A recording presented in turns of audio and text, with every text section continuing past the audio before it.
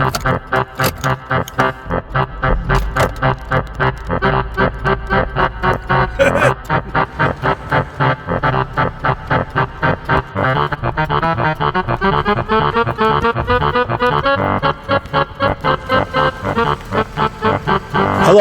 and welcome to the Honda CR-V. Released in 1995, the CR-V started off as a much prettier car than this, as you can see here.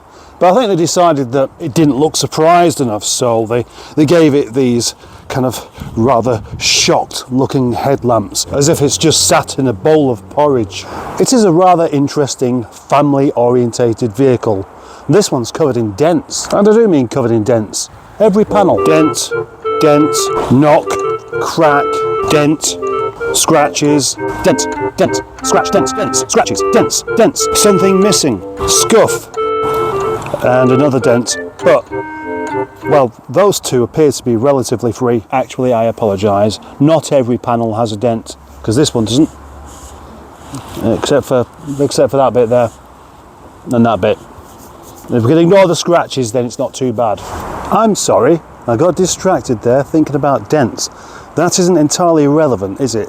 Because not all of them have dents, although I suspect a few might. Unlike the first generation CR-V, this one's just a little bit bland, really. It's got the wheel on the back, which is appreciated, because anything like this with a wheel on the back makes you instantly assume it's a four-wheel drive, therefore more rugged, more purposeful, and more likely to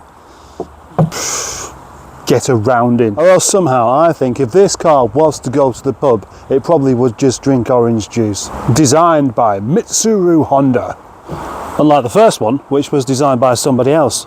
Now I wonder what happened there, because somebody with the name Honda redesigned it. I'd say more of a redesign than an actual full design. Underneath the bonnet we find a 2-litre K-Series engine. That wasn't a mistake, it is the Honda designed K-Series, not the Rover designed, of course. Now this is a nice engine, very smooth, very reliable, very tunable, I believe. Small battery. It's a good engine. It develops 100 brake horsepower, and it's enough to move this thing along. I quite like the wheels, but the overall design is just a bit bland, really, although rather inoffensive. Just like a joke from Ronnie Corbett, you can't really get upset by this car. Door handles are good. Oh yeah, I mean, it's a Honda. You can actually just open it.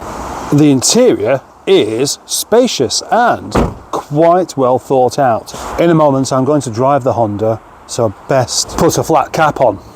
I like Honda. Honda, a considerate car manufacturer. I mean, look at this. They made this car so you could just get into it. You don't have to climb up anything. You don't have to crouch down. It's perfect for people whose bodies aren't really that good any longer and just require a nice sit down. But not only that, it has a quirkiness about it. A quirkiness that I like. I like these dials. I just like them. I don't like that. It has a tray here that's kind of almost completely pointless without a mat. Another empty tray that's almost completely pointless. But it also has a cool box. How cool is a cool box when you want something to stay cool? The only thing is it's not very big. There isn't room, for example, for my bottle of Banks's bitter that I've had given to me. So not much good if you want to take that on a picnic, but it does have a couple of cup holders, which would be great, but as you can see, they've really not thought this one through. They haven't considered the size of your average bottle of beer that you might want to take with you everywhere you go. There's only just about enough room for my pie, and I had to eat most of that just so I could fit it in the hole. 4 electric windows, plastic covered steering wheel, and an automatic gearbox. And the automatic gearbox is actually very good, as you'll soon find out, and as I will again. But I just don't understand. Oh yeah, perhaps I do actually. In order to make room for the picnic table and the cup holders and the somewhere to stick about 6 pens, they've mounted the controls for the gearbox just here. which is it makes you feel like you're in an American car rather than something that was built in Swindon.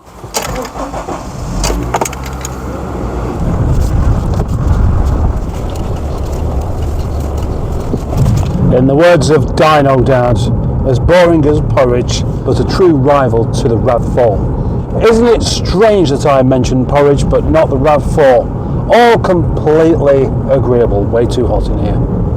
Honda's speciality was always making cars that are easy to drive and easy to live with. One thing that is easy to live with is a car that doesn't break down. Again, Honda, Toyota, their speciality.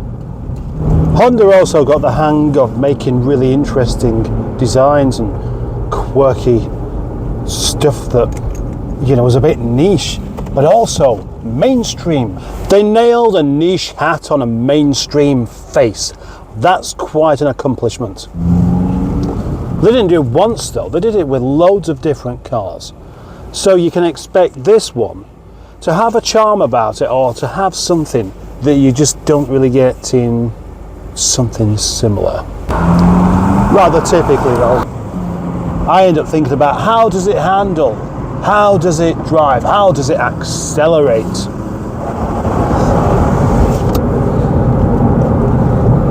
It's quite a wobbly thing, to be honest. I was expecting it to feel a bit more planted, a bit more surprising. But it doesn't surprise, it just leans. It leans so much my hat's going to fall off. And that isn't even on purpose. Should I do something daring at the roundabout here? Well, the driving dynamics are kind of... It's not... I thought this was supposed to be a competitor to the RAV4. So it's something that's a bit high up, yet you can fling round corners and it'll make you smile. The only smile I'm getting at the moment is the smile of relief I had when I got round the corner without falling over. The gearbox is actually quite nice and smooth with seamless changes. Yeah, what else would you want? You don't want lots of clunky feelings throughout the gearbox. They figured that one out quite a while back, I guess. You can't go around corners quickly with it at all, seriously. Acceleration.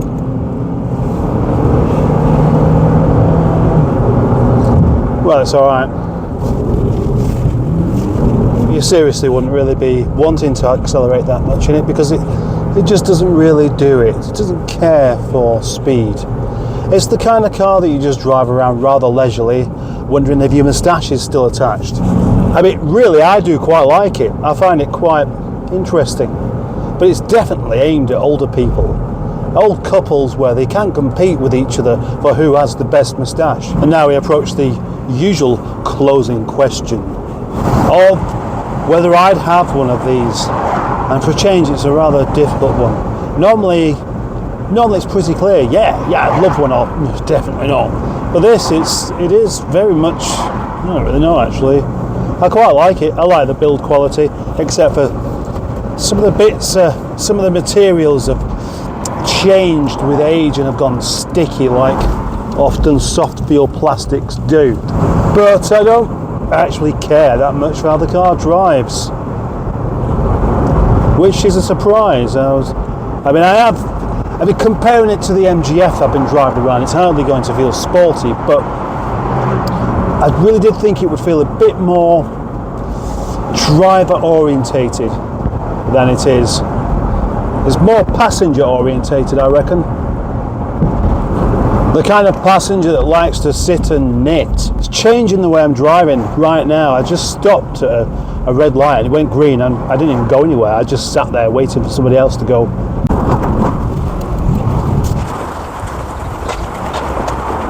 Right, I think I've got a conclusion. I'm going to say that this is a great family car because it's family orientated and it completely removes the compulsion to drive like an idiot. So that makes it safe and durable. Durable by the fact that you're not going to knacker it by driving like a dick. That's the end.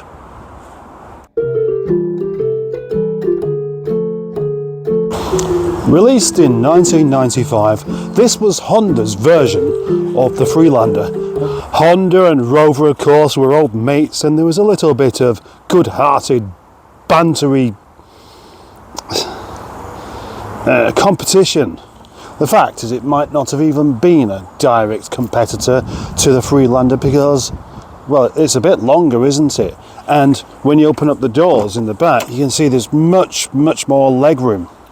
But the swinging door, which was the same as the Freelander 1, doesn't work. But it does, however, have a shopping window. And that's nice. And what we can see here is that this is actually a much bigger boot than in the Freelander. Just wait a second, you might be just about to say. The Land Rover's a four-wheel drive. This is just front-wheel drive. How can it possibly be any kind of competitor? And I was just about to remove all that section of this video when I remembered something. Honda obviously knew how long that Land Rover's four-wheel drive system would last until you had to take prop shaft out, and then it became a competitor. So maybe they were more forward-thinking than Land Rover themselves. Actually, with a little bit of foresight, I'm going to put this part on the end of the video because many people will switch off just assuming that I don't know what I'm talking about rather than just having a bit of fun.